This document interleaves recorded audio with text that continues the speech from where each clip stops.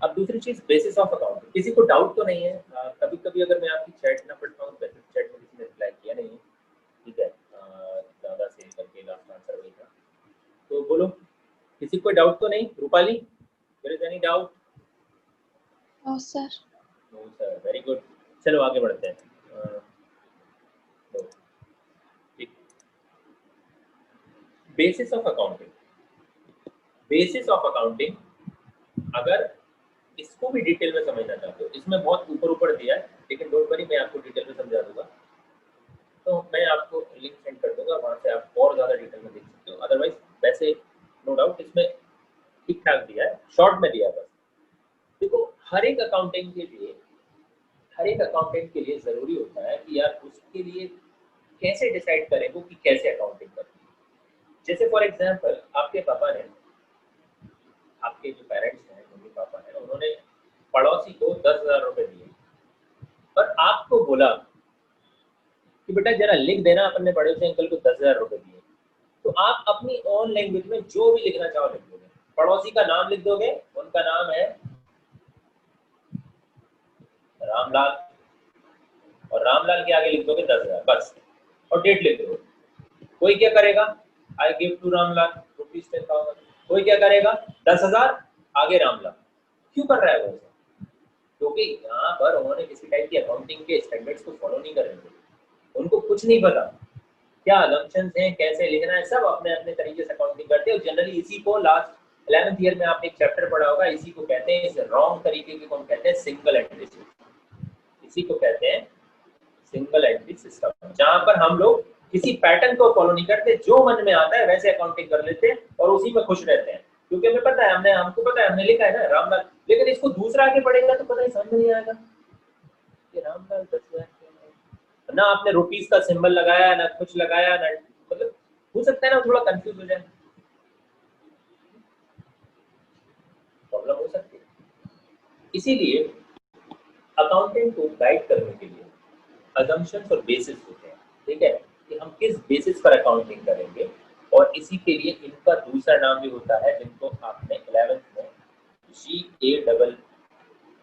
GAAP gap के नाम से पढ़ा होगा, ठीक है। इनको बोलते हैं generally accepted accounting principles, conventions, concepts, basis, assumptions, theories, इतने सारे नाम हैं इनके। थ्योरी बेस ऑफ अकाउंटिंग, इसका दूसरा 11th में तो नाम ही था इसका, क्या? Theory base, the basis of accounting, ठीक है। तो यह थ्योरी ऑफ अकाउंटिंग भी कहते हैं, या इसका जो सबसे ज्यादा पॉपुलर नाम है क्या, ठीक है, जनरली एक्सेप्टेड अकाउंटिंग प्रिंसिपल्स, ठीक है। तो ये भी आप अपनी बुक में लिख लेना, इनको ऑल्सो पढ़ गया तो हम यहाँ पर क्या पढ़ने वाले हैं। तो एक अकाउंटेंट को अगर असम्पशंस पता नहीं होगी, जनरली एक्सेप्टेड अकाउंटिंग प्रिंसिपल पता नहीं होंगे, तो ए की अकाउंटिंग और बी की अकाउंटिंग में अलग अलग असम्पशंस यूज होंगे। तो हम चाहते हैं कि सभी अकाउंटेंट एक जैसे असम्पशंस यूज करेंगे, तभी तो एक कंपनी को दूसरी कंपनी के साथ कंपेयर किया जा सकता है। तो हम चाहते हैं कंपेयर हो सभी कंपनी एक दूसरे के साथ, इंफॉर्मेशन रिलायबल हो, इंफॉर्मेशन का रेलेवेंस हो, इजीली अंडरस्टैंडेबल हो, इसीलिए गैप बनाए होंगे। और गैप आप कह सकते हो वर्ल्ड वाइड एक जैसे फॉलो होते हैं, ठीक है। फिर सर इंडिया और अमेरिका की अकाउंटिंग क्या एक जैसी होगी? नहीं होगी, क्योंकि वहां पर अकाउंटिंग कंपनी की एएस के अकॉर्डिंग होती है। किसके अकॉर्डिंग होती है? एएस के अकॉर्डिंग। और इसलिए अकाउंटिंग इंडिया की अकाउंटिंग अमेरिका की अकाउंटिंग से अलग होगी, लेकिन याद रखना गैप उन्होंने एक जैसे ही फॉलो किया, इसलिए इनको जनरली एक्सेप्टेड अकाउंटिंग प्रिंसिपल्स कहते हैं या बेसिस कहते हैं, किनके आधार पर? इनके अलावा थ्योरी बेस ऑफ अकाउंटिंग, यहाँ पर इन्होंने सिर्फ असम्पशंस इन्होंने अभी शुरू नहीं किया यहाँ पर, ठीक है। तो इन्होंने सिर्फ सिस्टम बताए हैं किस बेसिस पर आप अकाउंटिंग करोगे। तो ये गैप के बारे में हम आगे बढ़ेंगे। यहाँ पर इन्होंने सिर्फ दो बेसिस बताए हैं कि दो बेसिस होते हैं प्लान में। भाई सब लोग दो तरीके से अकाउंटिंग कर सकते हैं, यानी कोई भी अकाउंटेंट या तो एक्रूअल बेसिस पर कर सकता है या कैश बेसिस पर कर सकता है। अकाउंटिंग असम्पशन इन्होंने लिए नहीं है क्या? तो सेकंड में देख लेता हूँ थोड़ा सा, ठीक, तो वैसे सिलेबस में आगे जाते हैं, ठीक है, थोड़ा वेट करना पड़ेगा, ठीक है। इन्होंने पहले बेसिस पढ़ा दिया, बेसिस की बात करेंगे। तो ये दो टाइप के सिस्टम है, बेसिस होते हैं, ताकि अकाउंटेंट अगर एक कंपनी ए लिमिटेड नहीं, यहाँ पर हम थोड़ा नाम रखते हैं कुछ अलग टाइप का। जैसे अगर हम कहें जियो और एयरटेल, जियो और एयरटेल को कंपेयर करना हो तो हम इजीली कंपेयर कर सकते हैं, कब, जब उन्होंने एक जैसे अकाउंटिंग की हो। यानी यहाँ पर दो बेसिस है, एक्रूअल और कैश बेसिस। अगर जियो कैश बेसिस पर कर रहा है और एयरटेल एक्रूअल कॉन्सेप्ट पर कर रहा है, और इसी एक्रूअल को बोलते हैं मर्केंटाइल सिस्टम। इसी को क्या बोलते हैं, नाम लिख देता हूं मैं, मर्केंटाइल सिस्टम। ठीक है, एक्रूअल सिस्टम या मर्केंटाइल सिस्टम या मर्केंटाइल बेसिस। तो भाई हम इन दोनों कंपनी को, भले ही ये दोनों कंपनियां टेलीकॉम कंपनियां हो, हम इन दोनों को कंपेयर नहीं कर सकते बिकॉज इन्होंने बेसिस अलग अलग यूज किए। और हम क्या चाहते हैं, कंपनियों की अकाउंटिंग यूनिफॉर्म हो, एक जैसी हो, इसलिए उनको एक बेसिस पर्टिकुलर कंपनी पे एप्लीकेबल हो रहा है तो दूसरी पे भी वही एप्लीकेबल होना चाहिए।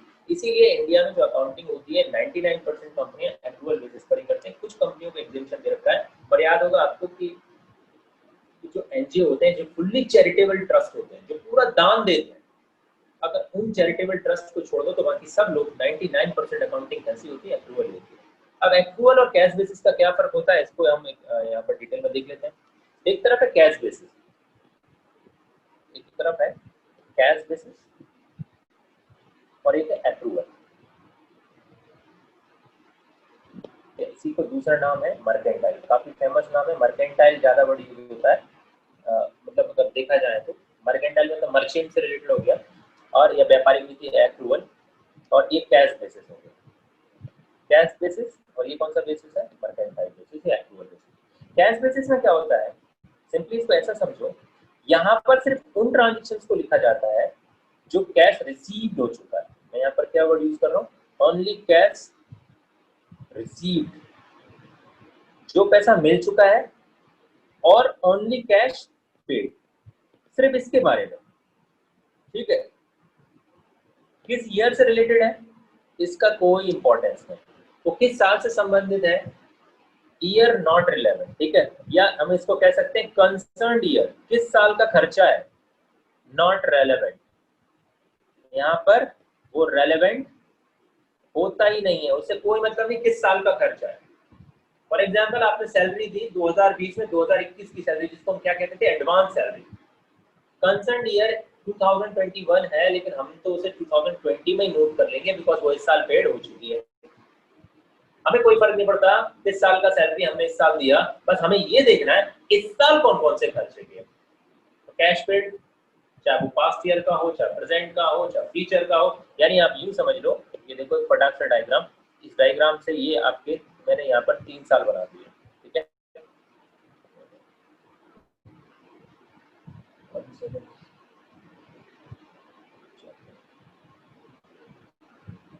ये 3 साल बना दिए मैंने।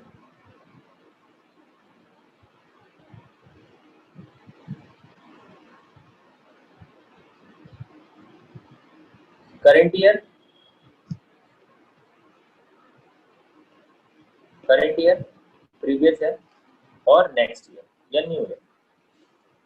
जब कैश अकाउंटिंग करोगे आप, या कैश बेसिस आप यूज करोगे, तो करंट ईयर में जो भी खर्चे हों, वो चाहे इधर के हों चाहे इधर के हों, आप सबको नोट करते चले जाओ सर। और दूसरी चीज, this is very important, cash basis में आउटस्टैंडिंग एक्रूड तो कोई जगह नहीं मिलती। यानी अमाउंट टू बी रिसीव्ड और अमाउंट टू बी पेड, दोनों को कोई जगह नहीं मिलती। यानी आउटस्टैंडिंग सैलरी हो, आउटस्टैंडिंग वेजेस हो, आउटस्टैंडिंग एनी अदर एक्सपेंसेस हो, एक्रूअल इनकम हो, एक्रूअल रेंट हो, एक्रूअल इंटरेस्ट हो, उसको एक्रूड इनकम की कोई जगह नहीं दी जाएगी। ओनली कैश रिसीव्ड और ओनली कैश पेड, यानी जो चीज कैश में सिर्फ उसको रिकॉर्ड किया जाता है, कौन से बेसिस पर, कैश बेसिस पर। इसीलिए ये गलत है, क्योंकि इससे एग्जैक्ट रिजल्ट पता नहीं चलते। खुद सोचो, तुमने पहले साल दुकान खोली और पहले साल पूरा का पूरा सामान ग्राहक बनाने के चक्कर में उधार बेच मारा, खरीदा था नगद। अगर आप कैश परचेज करते हो, जरा ध्यान देना, आपने एक शॉप ओपन किया और कैश परचेज किया 50 लाख, ठीक है, और आपने सेल की, और वो कैसे कर दी, क्रेडिट पर। कितने की सेल कर दी, 60 लाख। तो कैश बेसिस में तो क्या होगा, एक्सपेंसेस हो गया 50 लाख का, और इनकम हो गई कितनी, निल, जीरो, क्योंकि कैश बेसिस में रिसीव तो कुछ हुआ ही नहीं, क्योंकि पूरा का पूरा उधार भेज दिया। अब तुम मार्केट में ढोल पीटोगे, या इसको कहते हैं ना, मार्केट में आप एक निगेटिविटी दिखाओगे या फैलाओगे, कहोगे भाई मुझे प्रॉफिट हुआ ही नहीं। बोले कैसे नहीं हुआ, 50,000 का खरीदा था, 1 रुपए नहीं आया। सर ये 60 लाख फ्यूचर में तो मिलेगा। अरे मैं तो अकाउंटिंग के अकॉर्डिंग बता रहा हूँ भाई, कैश बेसिस के अकॉर्डिंग तो मुझे नहीं बोले तुम्हारा बेसिस गलत है भाई, तुमने कैश बेसिस चूज करके गलती की। क्या ये 60 लाख नहीं मिलेगा क्या? ये कह सकते हो 60 लाख में से हो सकता है 5% बेड डेप्थ हो जाए 3 लाख का, बाकी फिर भी 57 लाख तो मिलेगा ना, तो 7 लाख का प्रॉफिट तो हुआ ना तुमको। बोलोगे हाँ हाँ वो तो हुआ, लेकिन इस साल कुछ नहीं मिला। ऐसा बोलो, इस साल कुछ प्रॉफिट नहीं हुआ, ऐसा मत बोलो कि लॉस हो गया। 50 लाख का खर्चा पीएनएल अकाउंट बना के दिखा रहा है सामने वाला, और हमसे क्या बोल रहा है, ये पीएनएल अकाउंट मान लो हमने बना दिया, यहाँ पर बोल रहा है सेल्स 0 क्योंकि कुछ नहीं आया, जबकि क्रेडिट सेल्स 60 लाख दिखा रहा है, लेकिन बोल रहा है कैश कुछ नहीं आया। यानी पीएनएल अकाउंट बना रहा है एक्रूअल के अकॉर्डिंग और ट्रांजेक्शंस को रिकॉर्ड कर रहा है कैश के अकॉर्डिंग, और बोल रहा है देखो भाई परचेज तो मेरी कितने की थी, 50 लाख की थी, मुझे तो है रब्बा ग्रॉस लॉस हो गया कितने का, 50 लाख का, ये लो। तो भाई ऐसा नहीं है, आपकी 60 लाख की और आपका जो जीपी होगा ना वो 10 लाख का होगा, उल्लू बनाने की कोशिश मत करो। और जब हम ये मेथड यूज करते हैं तो ये मेथड हो जाता है, जो मैंने ये पीएनएल अकाउंट बनाया ना, अब ये पीएनएल अकाउंट बन चुका है किस मेथड से, एक्रूअल से। यानी एक्रूअल कॉन्सेप्ट वो होता है जहां पर जगह दी जाती है cash receive plus receivable paid and payable only of the current year. ठीक है, यहाँ पर हम सिर्फ कौन सी चीजों को रिकॉर्ड करते हैं, कैश रिसीव, और ये भी कौन सी ईयर का, करंट ईयर का, जो भी अमाउंट आएगा plus receivable receivable of current year, ये हम यहाँ पर ऐड कर लेते हैं। अगर कुछ एडवांस होगा, एडवांस माइनस करते हैं इसमें, एडवांस ऑफ नेक्स्ट ईयर का अगर जो भी एडवांस होगा माइनस हो जाएगा। ठीक है, और अगर कोई एडवांस ऑफ लास्ट ईयर है तो वो भी माइनस हो जाएगा, एडवांस लास्ट ईयर का या प्रीवियस ईयर का, तो वो भी माइनस हो जाएगा। ठीक है, और जो कुछ आएगा इसको बोलेंगे कैश ऑफ द ईयर या रेवेन्यू ऑफ द ईयर। अगर मान के चलो ये रेवेन्यू हम कैलकुलेट कर रहे थे, रेवेन्यू यानी कि सेल्स, तो ये क्या बन जाएगा, sales of the year. I hope कि समझ में आ गया होगा। वैसे ही यहाँ पर खर्चों के साथ होगा, ये रेवेन्यू हो गया, अब वैसे ही यहाँ पर क्या होगा, खर्चों के साथ भी सेम ट्रीटमेंट करेंगे हम। अगर एक्सपेंसेस होंगे तो वो भी कैसे होंगे, कैश पेड और एक्सपेंसेस करंट ईयर के जो भी होंगे। ठीक है, प्लस इसमें ऐड करेंगे पेबल, कौन से, पेबल ऑफ करंट ईयर, जो इस साल का खर्चा लेकिन दिया नहीं है, यानी आउटस्टैंडिंग, इसी का दूसरा नाम क्या होता है, आउटस्टैंडिंग भी होता है। ठीक है, माइनस करेंगे इसमें से क्या, प्रीपेड। याद करो लास्ट ईयर पार्टनरशिप में भी करते थे ये सारी चीजें, पार्टनरशिप में प्रीपेड एक्सपेंसेस एसेट साइड जाते थे। और अगर 11th में पढ़ा होगा पीएनएल अकाउंट बनाया था तो प्रीपेड सैलरी माइनस करते थे, आउटस्टैंडिंग सैलरी ऐड करते थे। ये देखो आउटस्टैंडिंग सैलरी आप यहाँ पर ऐड ही तो कर रहे हो, आउटस्टैंडिंग सैलरी कुछ भी पेबल, प्रीपेड माइनस कर रहे हो, और लास्ट ईयर का प्रीपेड भी माइनस कर रहे हो। ये कौन सा है, नेक्स्ट ईयर का है या न्यू ईयर का है या सब्सिक्वेंट ईयर भी बोलते हैं इसको, प्रीपेड। और ये क्या हो गया, पास्ट ईयर का। ये दो चीजें माइनस की जाती है। ठीक है, तब जाके जो कुछ आता है ये होता है एक्सपेंसेस ऑफ द ईयर। तो इसी कॉन्सेप्ट को बोलते हैं एक्रूअल कॉन्सेप्ट। भाई एक्रू का मतलब है करेंट ईयर में जो एक्रू हुआ, एक्रू का मतलब क्या हो गया, जो या तो पे है या पेबल है लेकिन इस ईयर से related with the current year, यानी खर्चे सिर्फ करेंट ईयर के दिखाए जाएंगे।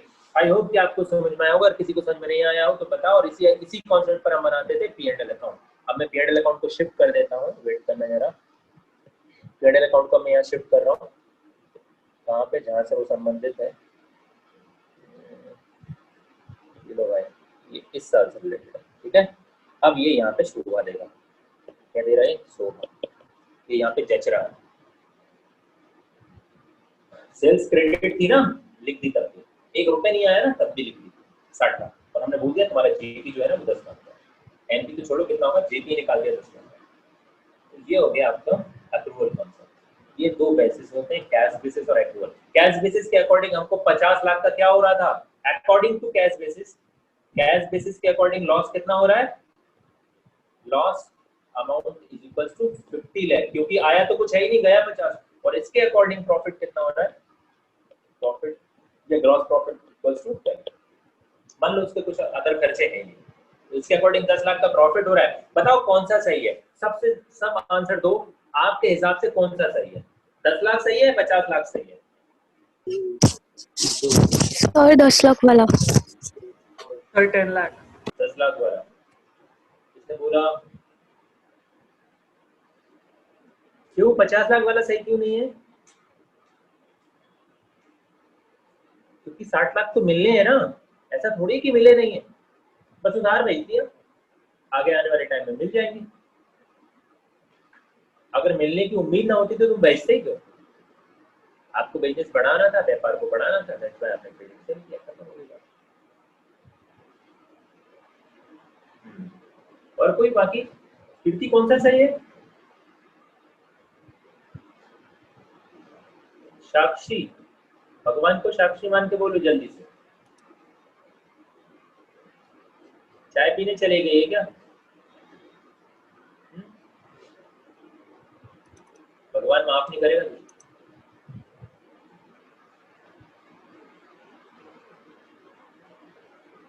पक्का भगवान माफ नहीं करेगा आपको। सबसे पहले रिप्लाई करती है जब होती है, तो आज नहीं कर रही है।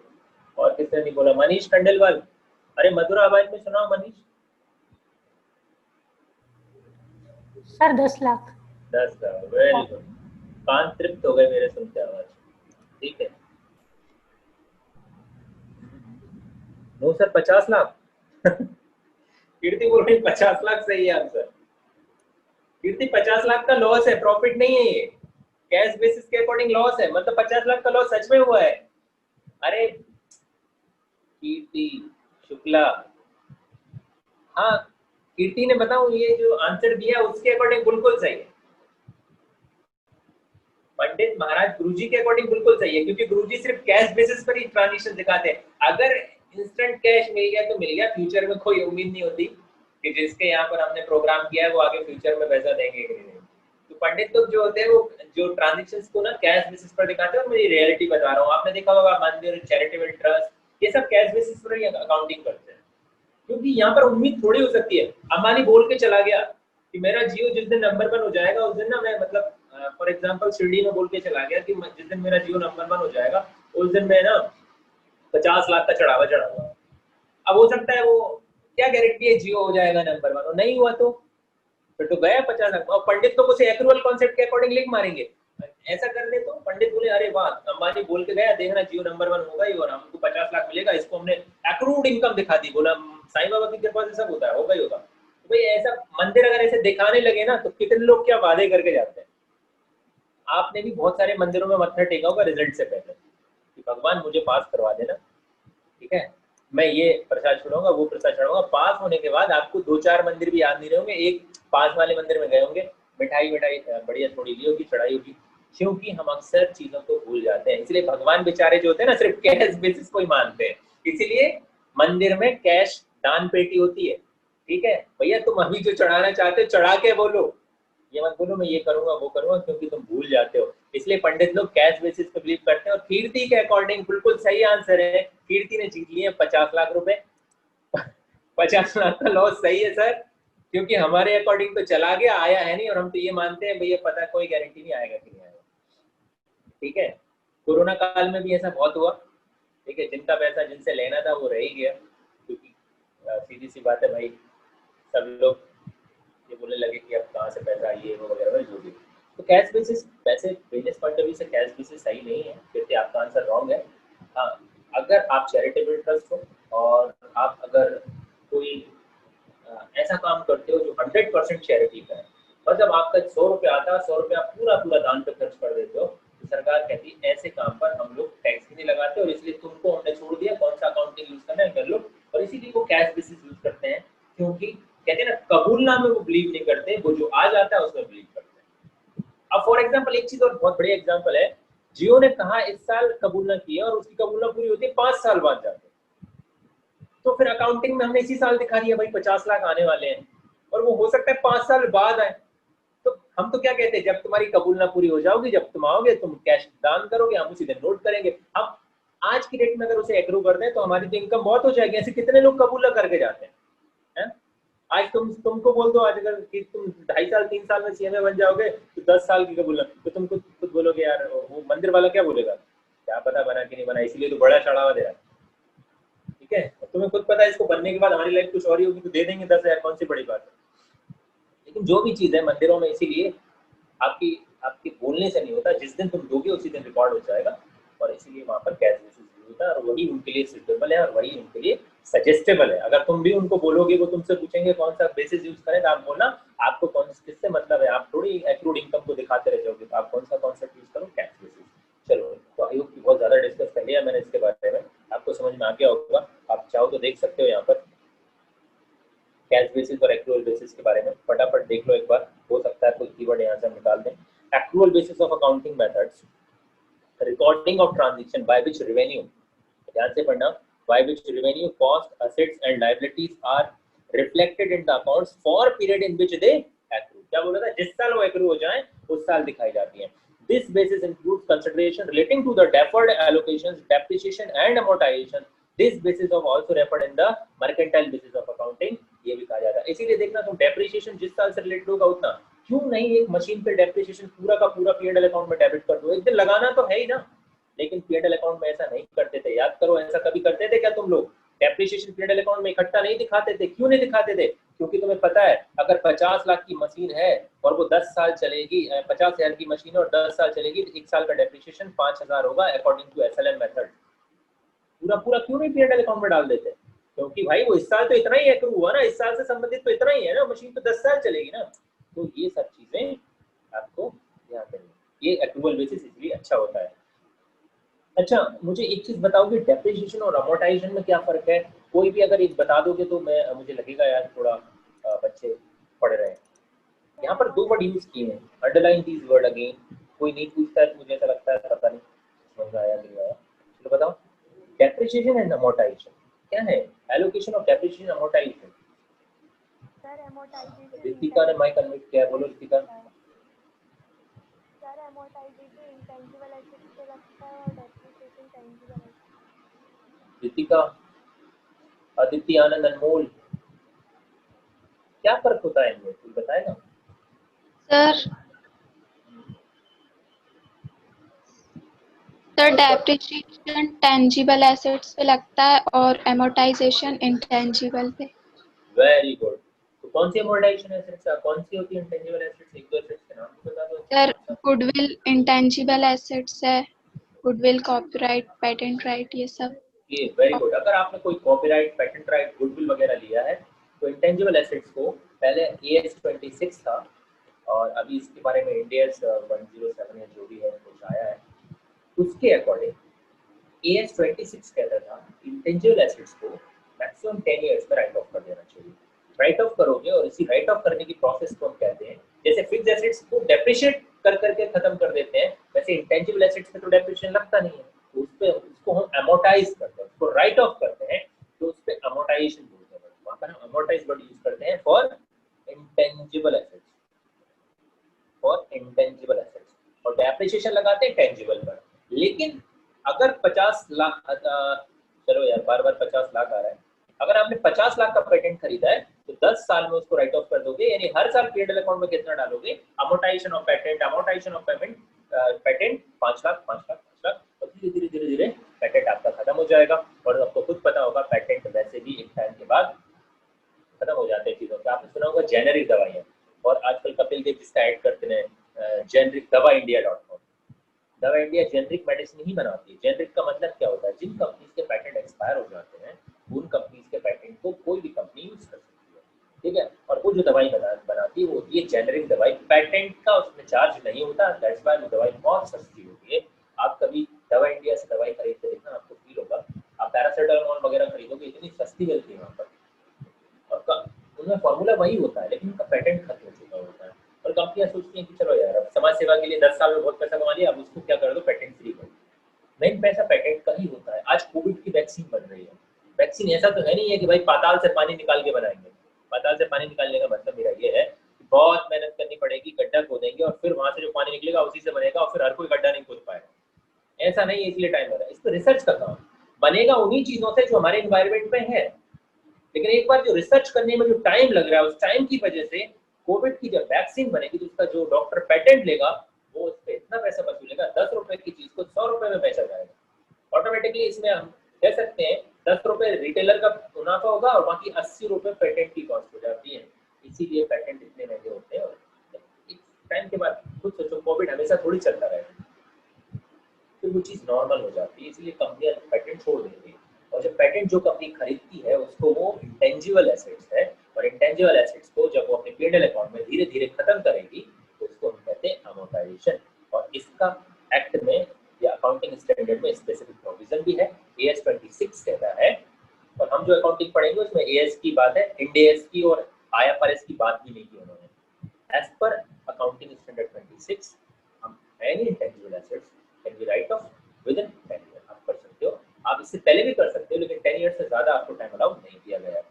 कैश बेसिस में क्या होता है? Cash basis of accounting is a method of accounting transactions by which revenue, cost, assets and liabilities are reflected in the accounts for the period in which actual receipts, ध्यान से देखें इस word को, actual receipts के basis पर और actual payment के basis पर, यानी यहाँ पर रिकॉर्ड कैसे होते हैं? एक्चुअल रिसीट्स और एक्चुअल पेमेंट। ये चीज मैं आपको बता चुका हूँ। कंसर्न ईयर नॉट रेलेवेंट, किससे संबंधित है? इससे हमें कोई मतलब नहीं है। हमें मतलब है वो करंट ईयर में क्या होनी चाहिए? रिसीव होनी चाहिए या पेड होनी चाहिए। समझ में आ गया सभी को? यस कोई ऐसा सर। जिसको प्रॉब्लम हो? बहुत ज्यादा डिटेल में पढ़ लिया है, अब फटाफट हम पढ़ते हैं इसके बीच में क्या डिफरेंस है। आप डिफरेंस अगर आप चाहो तो खुद भी पढ़ के देख सकते हो, एक बार आप पढ़ के देखो। मैं पानी पी लेता हूँ और फिर हम इसको समझा देंगे। फटाफट पढ़ लो, एक बार रीड करो।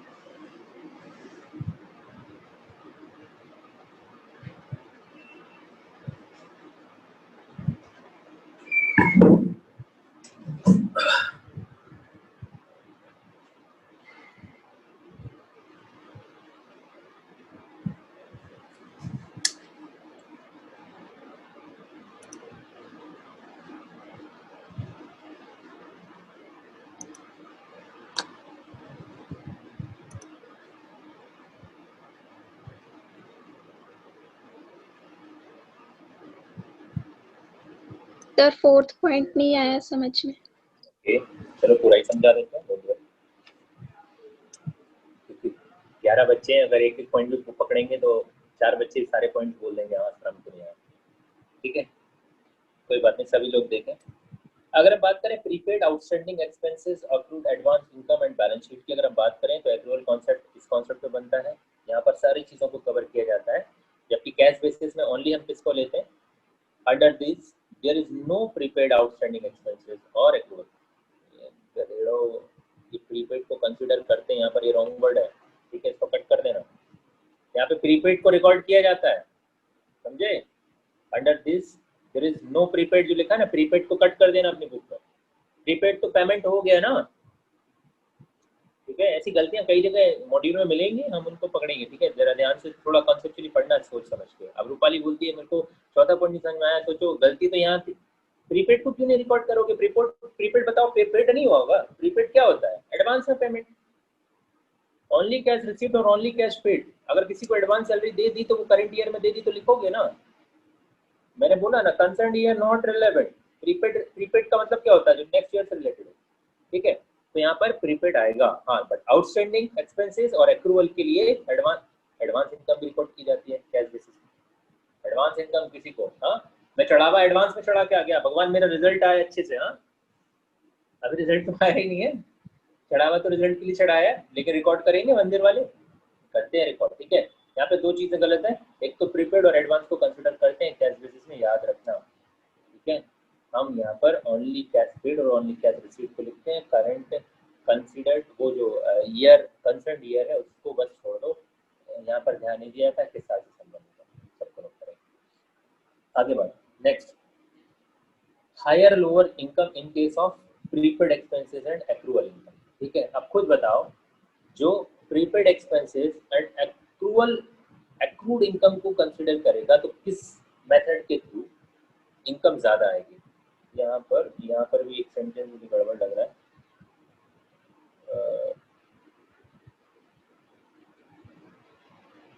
Lower income in case of outstanding expenses and advance income.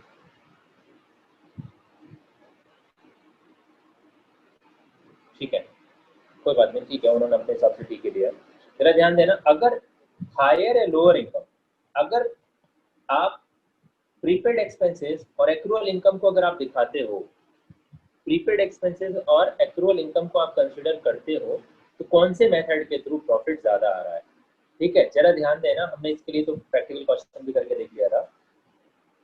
यहाँ पर देखो, जब हम ये मेथड फॉलो कर रहे थे तो कैश बेसिस था, यहाँ पर हम हमारी 60 लाख इनकम क्या है? एक्रूअल है ना, एक्रूअल सेल्स, ये एक्रूअल इनकम है हमारी, क्योंकि हमने सेल तो कर दिया, बस पैसा नहीं मिला।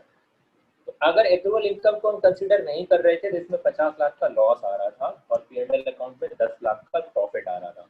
तो एक्रूअल इनकम और प्रीपेड एक्सपेंसेस को अगर आप कंसीडर करोगे तो खुद बोलो, प्रीपेड एक्सपेंसेस माइनस होते हैं एक्सपेंसेस में से। सभी लोगों को समझ में आ रहा है मैं क्या कह रहा हूँ?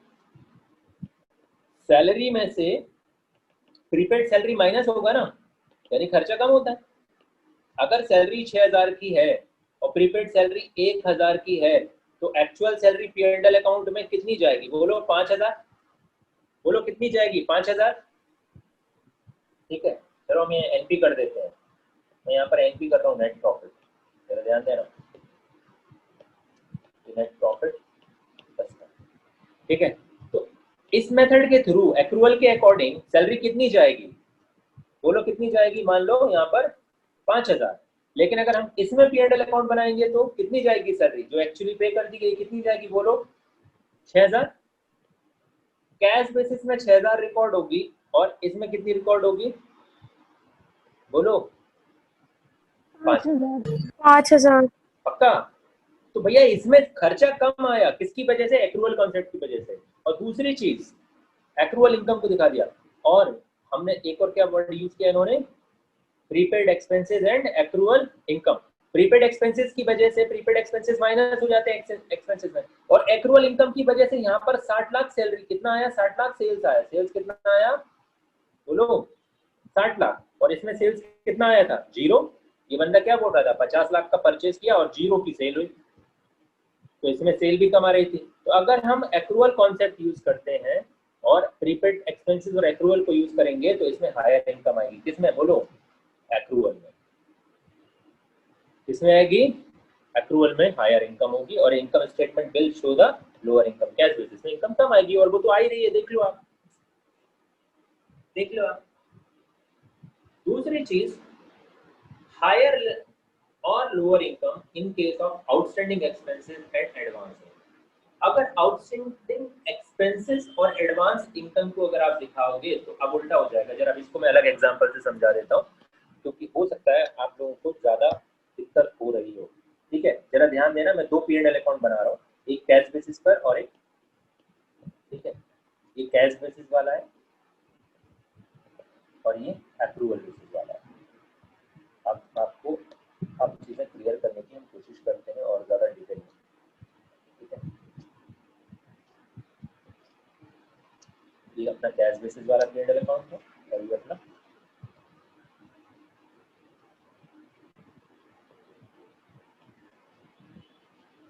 ठीक है, दोनों ही P&L अकाउंट है, बोदार P&L अकाउंट।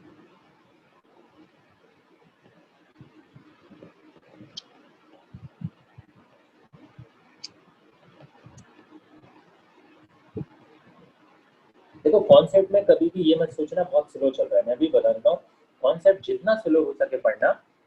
अगर फास्ट करना है ना तो जिस दिन क्वेश्चन कराना शुरू कर दूंगा उस दिन फास्ट करके दिखाना। मैं एक क्वेश्चन करता हूँ, तुम कितने करते हो हम लोग का, उस दिन हम फास्ट करेंगे, अभी फास्ट भागने की बिल्कुल कोशिश करेंगे। ठीक है, कॉन्सेप्ट क्लियर हो जाए, क्वेश्चन ऑटोमेटिक बन जाएंगे। कॉन्सेप्ट ही अधूरे रह गए तो क्वेश्चन कभी नहीं बनेगा। तो ये है हमारा। अब फॉर एग्जाम्पल इन्होंने 2 चीजों को कंसिडर करने के लिए कहा है। कौन कौन सी चीजों को? Higher lower income in case of outstanding expenses and advance income. ठीक है, अब 2 चीजें हमारे लिए कॉमन है, 2 चीजें यहाँ पर हम कॉमन कॉमन कर रहे हैं, ठीक है। इन दोनों चीजों में एक चीज कॉमन है, खर्चे, ठीक है, जरा ध्यान देना। एक तो आउटस्टैंडिंग, मैं थोड़ा जानबूझ के कुछ चीजें यहाँ पर लिख देता हूँ जिनकी मुझे जरूरत पड़ेगी। जैसे मेरे पास परचेज है 50 लाख का, ठीक है, सेल्स है 50 लाख का, और दोनों मान के चलो इस बार कैश में, दोनों कैश है, ठीक है, क्रेडिट कुछ नहीं, क्योंकि हमें अब दूसरा एग्जांपल समझना है और वो वाला आपको ऑटोमेटिक आ जाएगा वहाँ से, तो मैं इसको समझा दूंगा। अब मेरे पास यहाँ पर सैलरी है 5 लाख और सैलरी पेबल है यानी आउटस्टैंडिंग 50,000, ठीक है। यहाँ पर मेरे पास रेंट रिसीव्ड है 6 लाख का और रेंट एडवांस है, ठीक है, एडवांस रेंट 1 लाख, ठीक है। बस इतनी चीजें हैं और कुछ नहीं है, हम बस एग्जाम्पल को फुलफिल करना चाह रहे हैं, दोनों चीजों के लिए कॉमन है। अच्छा मुझे ये बताओ कैश बेसिस में कौन कौन सी चीजें आ जाएंगी? कैश में दो चीजें तो कैश में ही है, एक तो कैश परचेज और कैश सेल्स, ये तो आएंगी। कैश बेसिस में सैलरी कितनी आएगी बोलो? कैश बेसिस में सैलरी कितनी आएगी? ओनली 5 लाख जो पे करना, और रेंट रिसीव कितना आएगा? 6 लाख। रेंट रिसीव कितना आएगा? 6 लाख। ना भैया, टोटल रेंट कितना मिला है आपको? टोटल रेंट तो कितना मिला है? 6 लाख ही हुआ है ना? 7 लाख मिला है। रेंट एडवांस पेड है या रिसीव है, ये तो आपने लिखा नहीं ना। अरे यार रेंट एडवांस, अच्छा चलो ठीक है, ये रिसीव ही है, अब मैं कहाँ लिख देता हूँ, यही लिख देता हूँ एडवांस रिसीव, ठीक है, उसी के नीचे लिखा, ये उसी से संबंधित है, ये इसी से रिलेटेड है। तो रेंट एडवांस रिसीव कितना हो गया? 1 लाख, ये अलग से, तो टोटल ये इंक्लूडिंग नहीं बोला है मैंने, ये अलग से रेंट मिला है, तो टोटल रेंट कितना रिसीव हुआ? ये अब तो समझ में आ गया, टोटल रेंट रिसीव कितना? 7,000। तो जब हम कैश बेसिस में दिखाएंगे तो यहाँ पर परचेज कितनी आएगी बोलो? 50 लाख। परचेज कितनी आएगी? 50 लाख। सेल्स कितनी आएगी? 60 लाख आएगी। और ट्रेडिंग P&L के चक्कर में मत पड़ना, ओनली मैं P&L बना रहा हूँ, ठीक है। रेंट रिसीव कितना हुआ बोलो? 7 लाख। 5 लाख कि 6 लाख? 7 लाख। 7 लाख। अरे अलग अलग करके दिखाते हैं ना यहाँ पर। 6 लाख और प्लस 10, 6 लाख। ठीक है, दोनों हम तो जोड़ के दिखाएंगे 7 लाख। 7 लाख, ठीक है। और खर्चा का क्या था? सैलरी टोटल कितनी थी? 6 लाख बोलो। सैलरी कितनी दी थी कैश में? 6 या 5? Sorry 5, sorry 5। कितनी दी थी? 5 लाख। अब यहाँ पे प्रॉफिट निकालो जरा, कितना हो गया? इधर का 67 है, ठीक है, और इधर का कितना हो गया? 55। तो 12 लाख का क्या हो गया बोलो? प्रॉफिट हो गया। प्रॉफिट किसी को डाउट तो नहीं? No sir. तो पहले समझ में आ गया? Yes sir. Yes, sir. अब जरा एक्रूअल में आ जाओ। एक्रूअल में सेल्स बताओ कितनी आएगी? दोनों सेल्स तो 60 लाख ही आएगा, सेल्स 60 ही आएगा। Yes. परचेज कितना आएगा? 50 लाख। परचेज कितना आएगा? 50। अब जरा ध्यान देना, सैलरी कितनी थी? 5 लाख प्लस पेबल थी ना आउटस्टैंडिंग, ऐड हो जाएगी इसमें एक्रूअल के अकॉर्डिंग, तो इसी साल की है ना वो outstanding salary of current year. अब ये मत बोलना सर करंट ईयर नहीं लिखा था, ठीक है, एग्जाम्पल चल रहा है, नहीं समझ में आया तो मेरे से पूछ लो। सैलरी कितनी? 5 लाख और आउटस्टैंडिंग इसी साल की सैलरी है, और चलो लिख ही देते हैं। कल को हो सकता है मैंने ये वीडियो एक्सपोर्ट कर दिया, आपको दिक्कत आएगी। Salary outstanding of current year, ठीक है, किसकी है ये? करंट ईयर की है, ठीक है। तो 50,000 दिशा है, मैं लिख के भूल जाता हूँ, एग्जाम्पल है। सैलरी कितना था? 50,000। तो टोटल सैलरी कितना हो गया? 5,50,000, ठीक है। अब रेंट की बात आ जाती है। रेंट इनकम थी, रेंट कितना आया था बोलो? रेंट सिर्फ कौन सा आएगा? ओनली 6 लाख, क्योंकि करंट ईयर का कितना है, सिर्फ 6 लाख, बाकी एडवांस थोड़ी आएगा। और अगर वो इसमें इंक्लूड होता तो घटा देते, फिलहाल में मैंने अलग से लिखा है उसको। देखो रेंट रिसीव 6 लाख, वैसे इसको ऐसा करना चाहिए था, rent received and advance received मैंने अलग से लिख दिया, तो टोटल रेंट रिसीव कितना आया था 7 लाख। तो इसको ऐसे भी कर सकते हो, टोटल रेंट रिसीव कितना आया 7 लाख, और माइनस कर दो इसमें से क्या, एडवांस कितना 1 लाख। तो हम फिर भी कितना ही लिखेंगे, बोलो 6 ही लिखेंगे ना। अब जरा दोनों में डिफरेंस देखो, दोनों में डिफरेंस देखो ध्यान से, अब तो ज्यादा ही छोटा हो गया कुछ। यहाँ पे रेंट कितना आ रहा है, रूपाली कितना आ रहा है रेंट यहाँ पर 7 लाख, और यहाँ पे कितना आ रहा है 6 लाख। 6 लाख। यहाँ पर सैलरी कितनी आ रही है 5 लाख, और यहाँ पे कितनी आ रही है 550। तो डेफिनेटली इसमें क्या हो रहा है, खर्चे ज्यादा आ रहे हैं और इनकम कम आ रही है, तो प्रॉफिट यहाँ पर कम आएगा। कौन से कॉन्सेप्ट के अकॉर्डिंग, बोलो कौन से कॉन्सेप्ट के अकॉर्डिंग, एक्रूअल के अकॉर्डिंग। प्रॉफिट लेस तो होगा एज कंपेयर टू, तो लॉस नहीं, प्रॉफिट नेट प्रॉफिट, प्रॉफिट ही आएगा। कितना हो गया 66 लाख, और 66 लाख माइनस 550, तो कितना हो जाएगा 10 लाख, 10.5 लाख। समझ में आया। अब देखो दोनों का प्रॉफिट कंसीडर करो, इसका प्रॉफिट कितना आ रहा है कंपेयर करो, 10.5 और इसमें कितना आ रहा है 12 लाख। तो किसमें प्रॉफिट कम आएगा, एक्रूअल में आया कम, किसमें प्रॉफिट कम आ रहा है बोलो, एक्रूअल में। और देखो यही तो यहाँ पे बोला है दूसरे वाले में, income statement show the relatively lower income, और यहाँ पर हायर इनकम। समझ में आया डिफरेंस, यस सर। बोलो। Aditi, Anand, Anmol, Dikshika, Kirti, Manish. Yes sir. Yes sir. Yes sir. Dikshika पक्का समझ में आया, यस सर। मनीष, मधुर, मनीष आ गया। आ गया। तो आ गया। सौरभ कहाँ चला गया यार, तबीयत ठीक नहीं उसकी, सुनने में आ रहा है। सर आज थोड़ी देर अटेंड करी थी क्लास। हाँ वही बोल रहा था सर, मेरा सर दर्द हो रहा है अचानक से, पता नहीं क्या हो रहा है, फिलहाल इलाज चल रहा है उसका। ठीक है कोई बात नहीं, आ जाएगा, ये रहा है दुरुस्त है बस। लास्ट पॉइंट जो कि रूपाली को जिसमें डाउट था, लास्ट पॉइंट जिसमें रूपाली को डाउट था कि ability of options and accountant to manipulate the accounts by way of choosing the most suitable method out of several alternate methods according accounting, that is FIFO, LIFO, SLM, WDBM। देखो manipulation का मतलब होता है धोखाधड़ी करना। Accountant कौन से method के अकॉर्डिंग धोखाधड़ी कर सकता है या कहाँ पर चांसेस ऑफ फ्रॉड ज्यादा होते हैं, इसके बारे में बात करनी है। तो ये चांसेस ऑफ फ्रॉड याद रखना हमेशा एक्रूअल बेसिस में होते हैं, ठीक है। Under this method an accountant has an option, क्यों होते हैं, क्योंकि कैश बेसिस में ये लीफो फीफो फॉलो होते ही।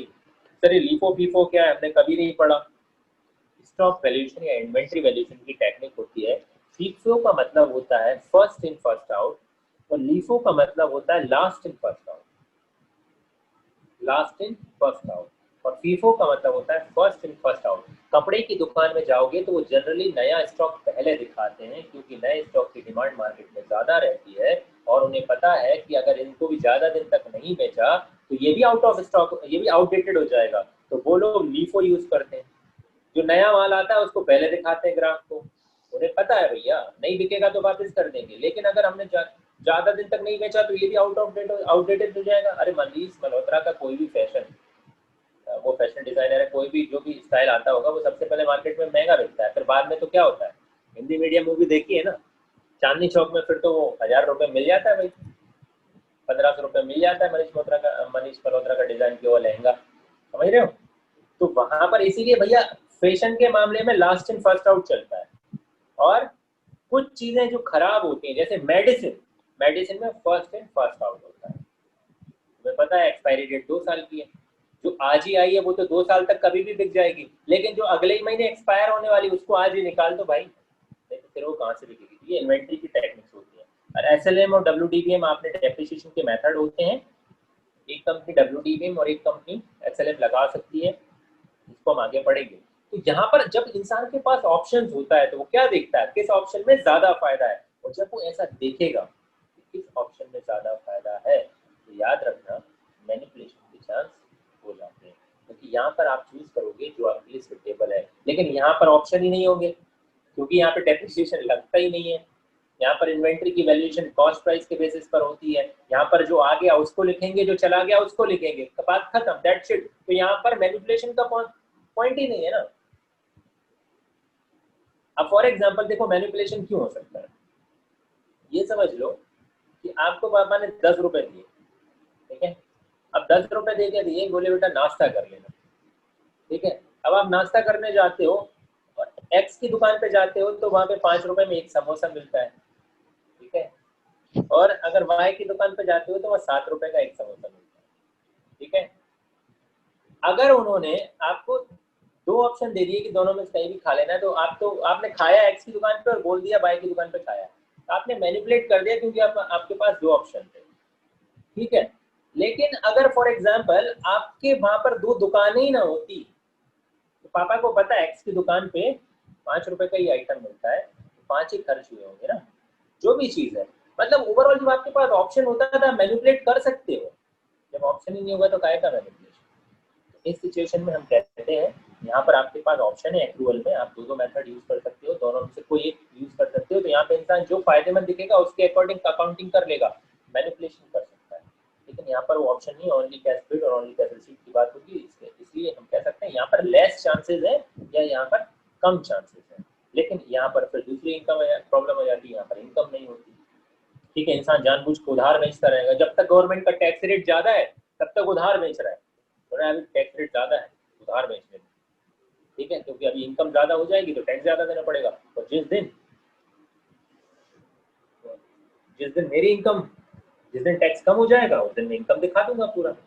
इसीलिए गवर्नमेंट जानती है कैश बेसिस में तुम टैक्स में चोरी कर सकते हो, इसलिए तुमसे एक्रूवल के अकॉर्डिंग बोलती है, और एक्रूवल में ही मैनिपुलेशन धोखाधड़ी हो सकती है, क्योंकि यहाँ पर आपने मेथड दे दिए। लेकिन धोखाधड़ी से बचने के लिए आपके पास एक ऑप्शन होता है, आपको करवाना पड़ता है ऑडिट, ठीक है। जैसे कॉस्ट का भी ऑडिट होता है, आजकल फाइनेंस का भी ऑडिट होता है। फाइनेंशियल ऑडिट कौन कर रहा है, सीए कर रहा है, और जो हमारा कॉस्ट का ऑडिट हम सीएमए से करवाते हैं।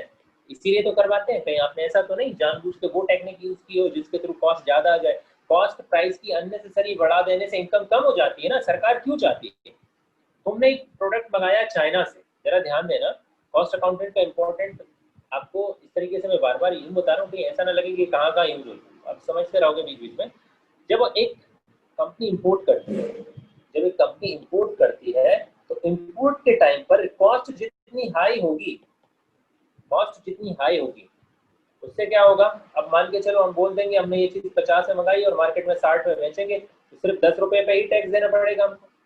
लेकिन हमें पता है ये प्रोडक्ट चाइना से आया है, कौड़ियों के दाम पे बिकता है, 5 रुपए में आया और 60 रुपए में इंडिया में बिकेगा, हमको कितने पे टैक्स देना पड़ेगा, 55 रुपए। इसीलिए सीएमए होता है यहाँ पर, कॉस्ट एंड मैनेजमेंट अकाउंटेंट, और वो देखता है कि किस चीज की कॉस्ट कितनी हो सकती है और इसकी कॉस्ट चाइना में क्या है और वहां से यहाँ पर आने पे कितने में बिकेगा वगैरह वगैरह, ताकि वो सही तरीके से ड्यूटी असेस करा सके, कभी कभी क्या होता है, कुछ चीजों को कम पे दिखाने में फायदा रहता है। अब इसको मैं ज्यादा डिटेल में नहीं पढ़ाऊंगा क्योंकि अपने आप में कस्टम ड्यूटी या कस्टम टैक्स का वेटेज बहुत होता है। इनडायरेक्ट टैक्स में one of the favourite chapter होता है स्टूडेंट का, 50 मार्क्स में पूछा जाता है। इतना आसान नहीं है मुझे कस्टम पढ़ाना, लेकिन फिर भी इतना बता दूं कि यहाँ पे मैनिपुलेशन होने के चांस रहते हैं। इसीलिए यहाँ पर सीएमए की जरूरत पड़ती है कि किसी चीज की कॉस्ट कितनी हो सकती है, उसी के अकॉर्डिंग हम वैल्यूएशन करवाते हैं और वैल्यूएशन के अकॉर्डिंग टैक्स देना पड़ता है कंपनीज को। तो ये कुछ मैंने आपको मोटा-मोटी बताया। तो लास्ट पॉइंट आई होप कि आपको समझ में आया होगा। यहाँ पर आपके पास ऑप्शंस रहते हैं, आप एक्स की दुकान पे जा सकते हो प्लस वाई की दुकान पे जा सकते हो, तो यहाँ पे मैनिपुलेशन है, जबकि इस मेथड में मैनिपुलेशन नहीं है क्योंकि यहाँ पे देयर इज नो ऑप्शन। ठीक है, ऑप्शन ही नहीं है आपके पास, सिर्फ एक ही जगह से सामान मिलेगा और वहां का हमको प्राइस पता है।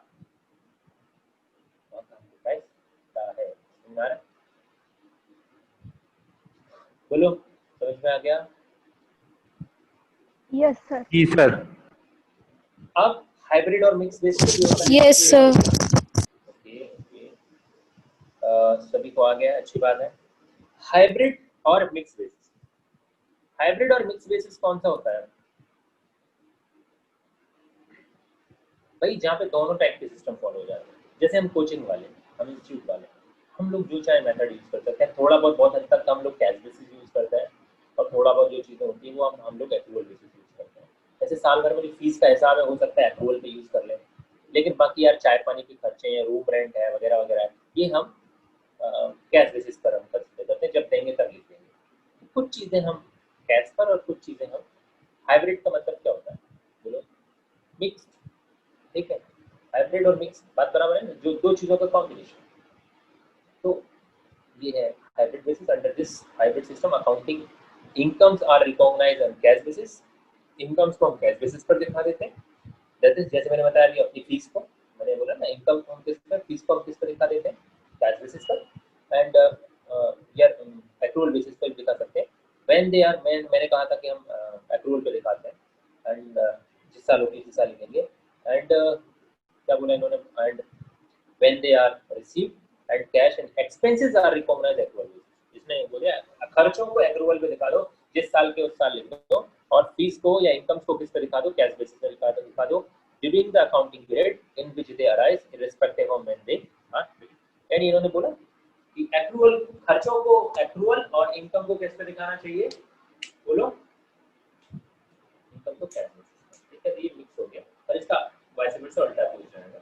इनकम को आप एक्रूअल पे दिखा दो और खर्चों को कैश बेसिस पे दिखा दो, जो आपको चाहिए लगे इसको बोलेंगे मिक्स। मिक्स तो भाई कोई भी कॉम्बिनेशन हो सकता है। जैसे फॉर एग्जांपल मैं कहूँ ए और बी को मिलाओ, तो ए और बी को आप कैसे मिला सकते हो? ए और बी भी लिख सकते हो, बी और ए भी तो लिख सकते हो ना, कोई फर्क नहीं पड़ता।